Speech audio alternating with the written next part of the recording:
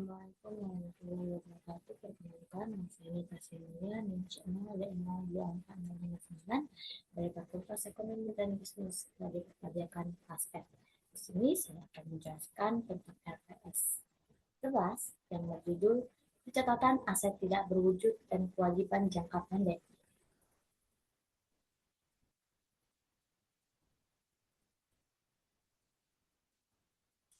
Latar belakang. Laporan keuangan yang akurat dan relevan menjadi tuntutan di tengah pesatnya perkembangan ekonomi sebagai dasar pengendalian keputusan bagi investor, kreditur, dan pemerintah.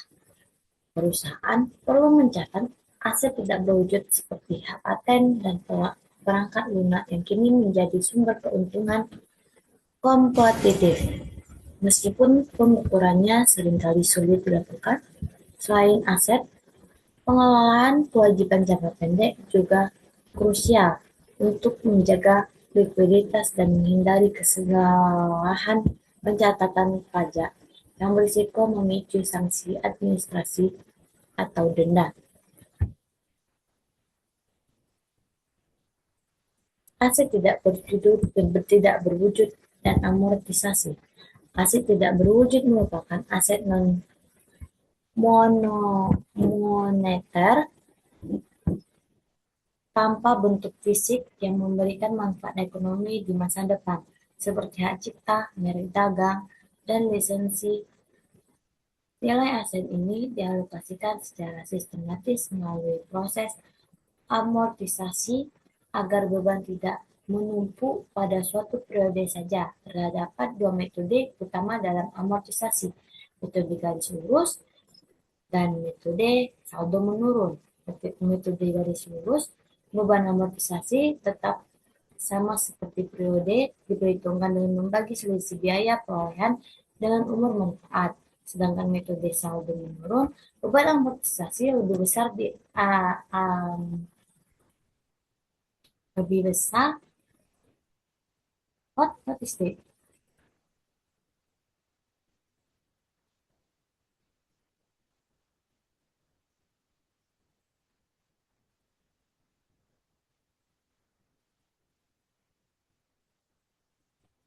Nah,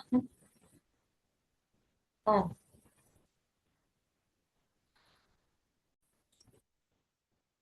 Sedangkan metode saldo menurun, beban amortisasi lebih besar di awal periode dan mengecil seiring waktu, didasarkan pada asumsi manfaat maksimal di awal penggunaan. Pencatatan dilakukan dengan menjurnal beban amortisasi di posisi debit dan akumulasi amortisasi di posisi kredit.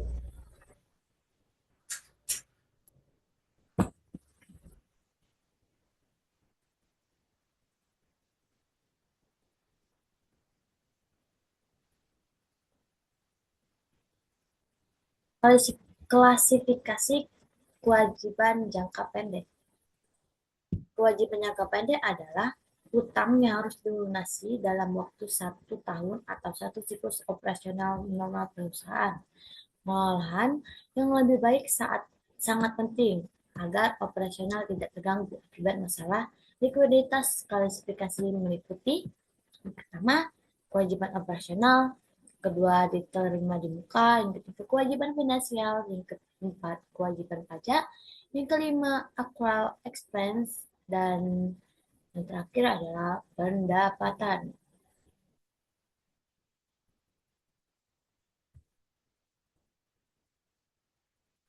Pencatatan pajak atas kewajiban jangka pendek. Pajak yang dipotong atau dipungut oleh perusahaan bukan merupakan beban, melainkan utang kepada negara yang harus disetor tepat waktu. Pencatatan ini melibatkan beberapa jenis, yaitu PPh pasal 21, PPh pasal 22, dan PPN. PPh pasal 21 dipotong dari awal dari gaji karyawan, di mana nilai pajak dicatat sebagai utang PPh pasal 21 saat penggajian. PPh pasal 23 dikenakan atas jasa, misalnya dengan tarif 2% yang memotong nilai pembayaran kepada penyedia jasa. PPN dipungut dari konsumen atau penjualan barang atau jasa minimal misalnya 11% dan dicatat sebagai utang PPN.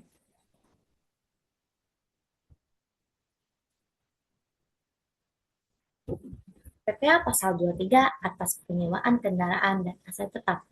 Penyewaan kendaraan bermotor, mesin, peralatan, dan serta aset tetap lainnya merupakan objek PPh Pasal 23. Sesuai dengan ketentuan Undang-Undang Pajak Penghasilan, tarif yang dikenakan adalah 2% dari jumlah bruto bagi penerima penghasilan yang memiliki NPWP dan 4% dari jumlah bruto bagi yang tidak memiliki NPWP. Perbedaan PPh Pasal 4 Ayat 2. PPh Pasal 23 bersifat tidak final, sehingga pajak yang dipotong merupakan pembayaran di muka atas PPh terutang dan dapat dikreditkan dalam SPT tahunan. Baik, sekian presentasi dari saya akhiri. Assalamualaikum warahmatullahi wabarakatuh.